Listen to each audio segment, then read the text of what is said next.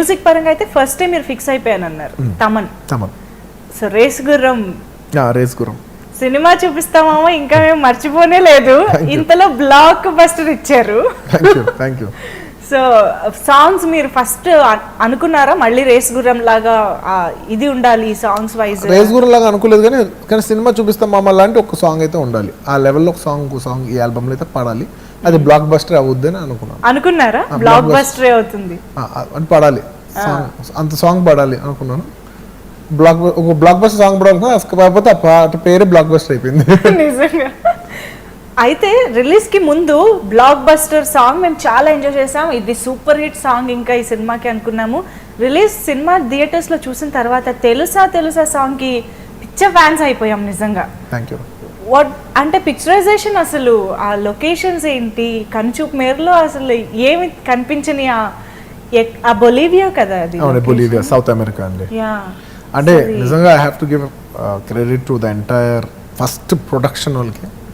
ఇది అంత జనరలీ ఒక సాంగ్ ఖర్చు పెడితే ₹1,00,00,000 అయ్యే విషయంలో ఏదో కొత్త వెరైటీ చేయాలి. నేను రెగ్యులర్గా స్విట్జర్లాండ్, యూరోప్లో కెమెరా దింపి, దుబాయ్లో దింపి ఏదో సాంగ్ వాళ్ళు రోడ్డు మీద నడుస్తే మేము రోడ్డు మీద నడుస్తాలో ఇది నేను చేయను. ఏదో వెరైటీ చేయాలి. ఒక ఫారెన్ సాంగ్ అంటే రెగ్యులర్గా ఈ మధ్య ఫారెన్ సాంగ్ అంటేనే ఒక రెగ్యులర్ అయిపోయింది, ఒక ప్యాటర్న్. ఇలా చేస్తే ఒక ఫార్మాట్ అయిపోయింది. ఈ ఫార్మాట్ బ్రేక్ చేయాలి, ఏదో కొత్తగా చేయాలి, పాట బాగుంది అనేసరికి ప్రొడక్షన్ వాళ్ళు Geetha Arts and my dad were willing to spend more than a regular song. So ఒక ₹100 అయ్యే చోట 200 పెడతాను వాళ్ళు రెడీ అయ్యారు. దానివల్ల నేను కాల్ తీసుకుని డైరెక్టర్ గారు ఎక్స్ట్రాడనరీ లొకేషన్కి వెళ్దాం అని లొకేషన్ చూపించాం. బట్ ఇప్పటివరకు వాళ్ళు ఒకటే చెప్పారు, ఇప్పటివరకు ఎవరు షూటింగ్ చేయలేదు, ఇప్పుడు ఇండియాలోనే ఎవరు షూటింగ్ చేయలేదు. Not only Telugu, not just ఇది, ఇండియాలోనే ఎవరు షూటింగ్ చేయలేదు. సో ఫస్ట్ టైం మనం చేయబోతున్నాం. సో ఎలా ఉంటుంది ఏంటి తెలియదు. నేనన్నా అక్కడికి వెళ్ళగలమా, అక్కడ దిగుతానికి హోటల్ ఉందా, అక్కడ వెళ్ళగలమా, పెద్ద హోటల్ అంటే హోటల్ కూడా కాదు, దిగుతానికి రూఫ్ ఉందా, రూఫ్ బాత్రూమ్ ఉందా, ఉంది, చాలు దిగుదాం. కొంచెం పిచ్చ కావాలి, కొంచెం క్రాక్ ఉంటే చేయాలి. సరే వెళ్తానికి 50 hours, ఇబ్బంది లేదు. 50 hours by go train or 3-4 flights కదా, 4 flights షిఫ్ట్ అవ్వాలి. 4 flights అంటే చాలా ఇరిటేటింగ్ ఉంటుంది. 4 ఫ్లైట్లు ఎక్కి దిగాలంటే బాగా ఎక్కువ ట్రావెల్ చేసే వాళ్ళకి అర్థం అవుతుంది. 4 ఫ్లైట్లు ఎక్కి దిగుతాం అంటే ఏంటనేది 50 hours ట్రావెల్లో ఇట్స్ హెక్టిక్. వెళ్ళిన తర్వాత బిగ్గెస్ట్ ప్రాబ్లం ఆక్సిజన్ ఉండదు. సో ఫాస్ట్గా మాట్లాడకూడదు, ఫాస్ట్గా నడవకూడదు, ఫాస్ట్ పరిగెత్తకూడదు. ఎస్పెషల్లీ ఒక ట్రైన్ షాట్ ఉంటుంది, ఊళ్ళో పువ్వు ఇసిన తర్వాత నేను పరిగెడతాను, చాలా క్యాల్కులేటర్ గా పరిగెత్తాను. నేను అదే అనుకున్నా, ఆ ట్రైన్ లో ఏమన్నా వెళ్ళారా అక్కడికి అని. లేదు, ఓన్లీ అది ఒక షార్ట్ కోర్స్. బట్ నిజంగా చాలా ఇబ్బందికరం. మీరు చూసే ఇదంతా ఉప్పు, మొత్తం salt. It's 10,000 square kilometers of salt. So salt ఉంటే ఎలా ఉంటుందంటే మీకు నేను చెప్పలేను. టెంపరేచర్స్ సడన్ గా 10-15 degrees నుంచి 45 degrees షిఫ్ట్ అవుతుంది మార్నింగ్ నుంచి మధ్యాహ్నం లోపు. హ్యూజ్ అంటే చోట్ల కారిపోతుంటాయి, at the same time freeze అయిపోతుంటుంది. అసలు దానికి తోడు మీరు ఈ కాస్ట్యూమ్స్ తీసుకున్నారు, విచిత్రమైన కాస్ట్యూమ్. అండ్ ఉప్పు ఎలా ఉంటుందంటే మొత్తం ఉప్పు, ఆ నీళ్ళంతా ఉప్పు మీద పడిందంటే కొంతసేపటికి ఆ నీళ్ళు డ్రై అయిపోయి వైట్ లేయర్ లా ఉండిపోద్ది. ఇలా కానీ అలా గీరుకుంటే మొత్తం కోసుకుపోద్ది.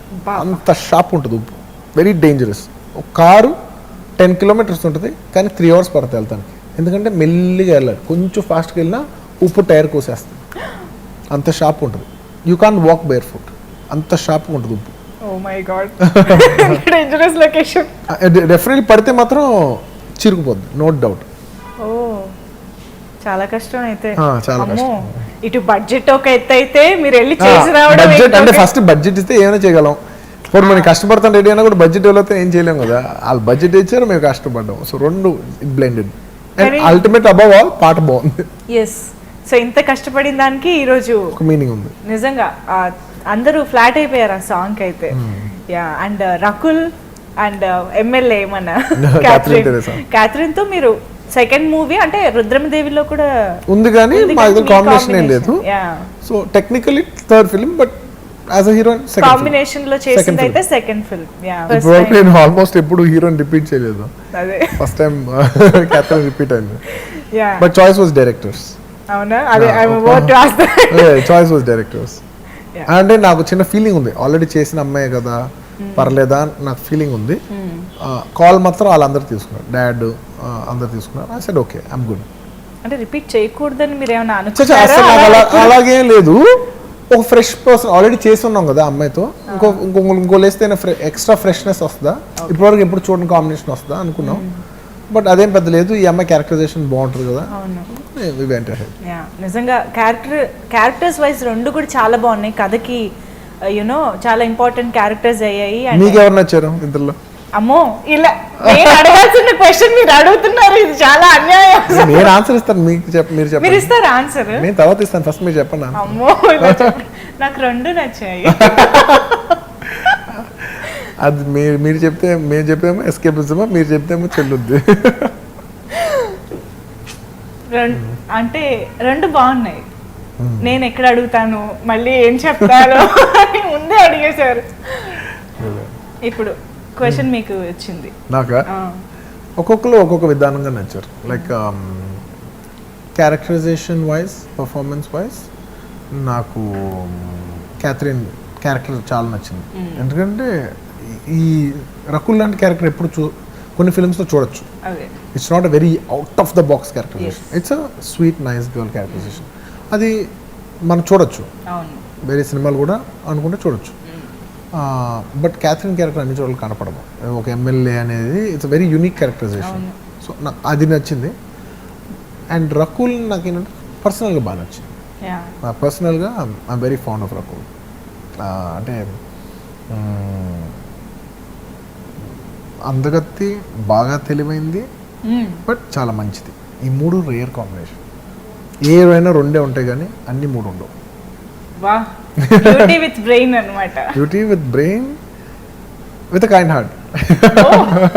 అదే అన్నారు, ఏదైనా రెండే, ఇప్పుడు ఏదైనా రెండు కాంబినేషన్ దొరుకుతాయి కానీ అన్ని మూడు దొరుకుతాయి, చాలా రేర్. వావ్, రకుల్ అసలు సూపర్ కాంప్లిమెంట్ ఫర్ యు. ఇది మీరు ఎప్పుడైనా డైరెక్ట్ గా రకుల్ చెప్పారా? చెప్పాను. నా ఇష్టం ఎప్పుడు ఓపెన్ గానే ఉంటుంది. సూపర్. యా, బట్ ఎమ్మెల్యే అంటే ఏదో డిఫరెంట్ గా హీరోయిన్ క్యారెక్టర్ డిజైన్ చేయాలి అన్నట్టుగా లేదు. ఖచ్చితంగా ఎమ్మెల్యేకి ఒక పర్పస్ ఉంది, ఆ క్యారెక్టర్ కి అంత వెయిట్, దానికి ఆ ఫినిషింగ్ రౌండ్ అప్ కూడా అంతే బాగుంది. అవునవును, నిజంగా. యా, సో ఓవరాల్ గా చాలా మంచి కాంబినేషన్ ఈ సినిమాలో అలా సెట్ అయింది.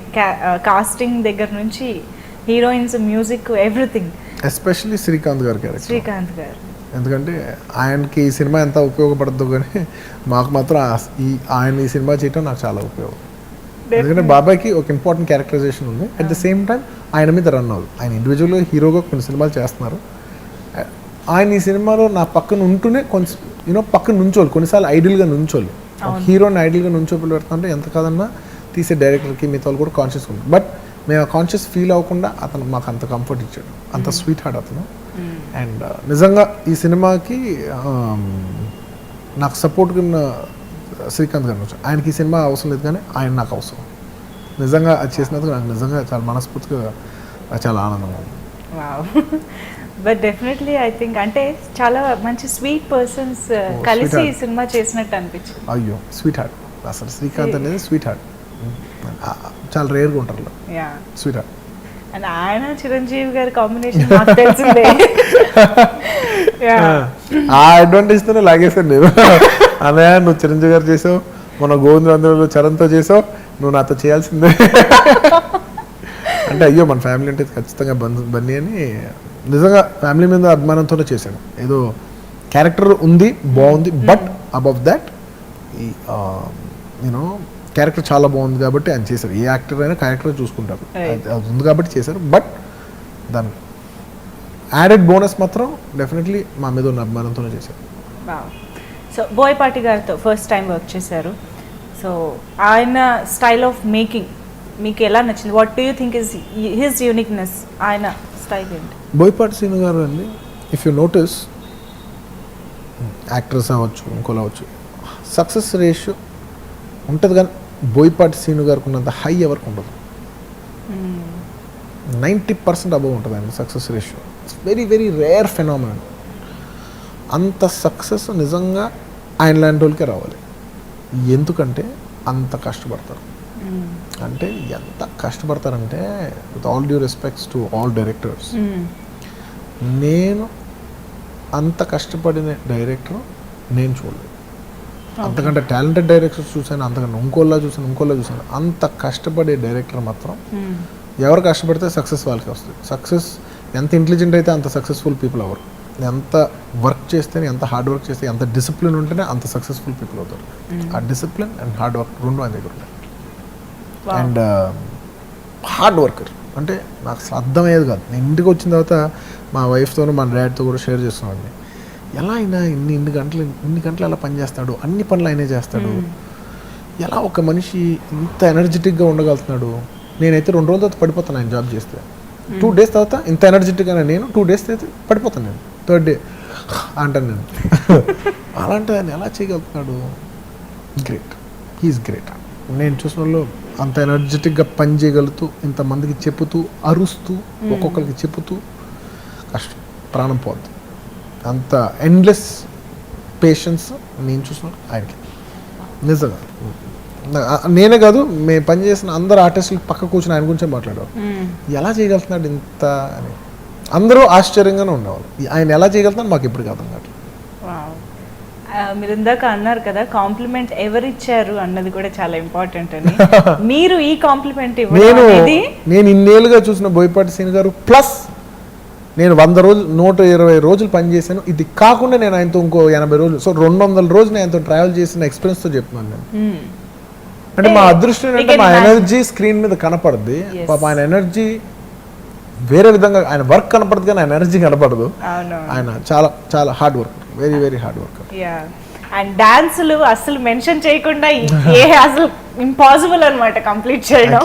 అండ్ బ్లాక్ బస్టర్ లో ఆ స్టెప్లు, even party song, everything. Thank you. మాకు తెలుసు మీరు ప్రతి సినిమాకి ఇంకా కొత్త స్టెప్స్, కొత్త విధంగా ఎంత కష్టపడాలి అని చాలా ట్రై చేస్తూ ఉంటారు. అండ్ యునో మమ్మల్ని ఎంటర్టైన్ చేస్తూ కుదిరినంత వరకు ట్రై చేద్దాం. ఒక ఏజ్ వచ్చాక కదా చేయాలన్నా కూడా చేయలేం కదా. లేదు మీరు చేయగలుగుతారు.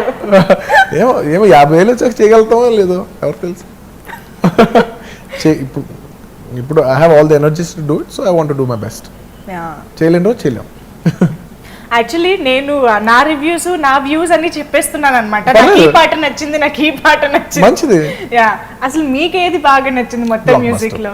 బ్లాక్ బస్టర్ తెలుసా బ్లాక్ బస్టర్, అతిలోక సుందరి.